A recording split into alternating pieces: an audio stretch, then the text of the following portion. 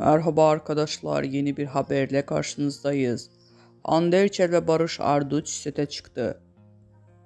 Hande Erçel uzun süre sonra ekranlara dönmeye hazırlanıyor. Müjdeli haberi sosyal medya hesabı üzerinden paylaşan güzel oyuncu, rol arkadaşı Barış Arduç ile sete çıktı. Başrollerinde oynayan Barış Arduç ve Hande Erçel'in paylaştığı Rüzgara Bırak adlı romantik filmin çekimleri başladı. İstanbul'da başlayan çekimler Urla, Çeşme ve Alaçatı'da devam edecek. Barış Arduç ve Hande Erçel başrollerini paylaştıkları Rüzgara Bırak filmin çekimlerinin ilk görüntüleri yayınlandı. Oyuncuların birlikte pozları "Biz sete çıktık, ilk ve en tatlı kareleri sizlerle paylaşmak istedik" notunu bıraktı.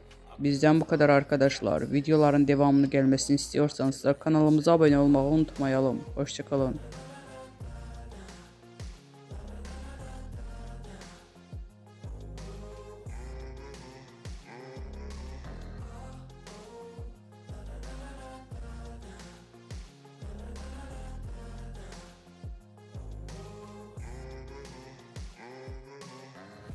AM and I'm up again. I got tired eyes.